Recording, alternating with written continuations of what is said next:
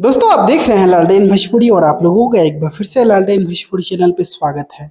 कल मैंने वीडियो बनाया था, आप लोगों ने देखा होगा एनिमल फिल्म के बारे में। भोजपुरी इंडस्ट्री के तमाम कलाकारों को फिल्म को देखना चाहिए और फिल्म के प्रेजेंटेशन से कुछ सीखना चाहिए कि स्टोरी को कैसे प्रेजेंट किया जाता है। और आप लोगों को बता दें कि खेसारी लाल यादव आज एनिमल फिल्म को देखने के लिए निकल चुके हैं। आप लोग देख सकते हैं एक वीडियो निकल कर आया है खेसारी लाल यादव का। वो अपनी टीम के साथ पहुंचे हैं एनिमल फिल्म को देखने के लिए। और दोस्तों सबसे बड़ी बात ये है कि फिल्म बेहतरीन फिल्म को देखने में और उससे सीखने में जिसको आगे बढ़ना है वो तो देखेगा ही। सिंपल सी बात है, जिसको कुछ बेहतर करना है वो बेहतर चीज़ों को देखेगा, उससे सीखेगा ही। और खेसारी लाल यादव देखेंगे ये मुझे पूरा उम्मीद था और खेसारी लाल गए हैं देखने। ये देखकर बहुत ही ज़्यादा खुशी हुआ। आप लोग भी जाकर देखिए फिल्म को, बहुत ही अच्छी फिल्म है।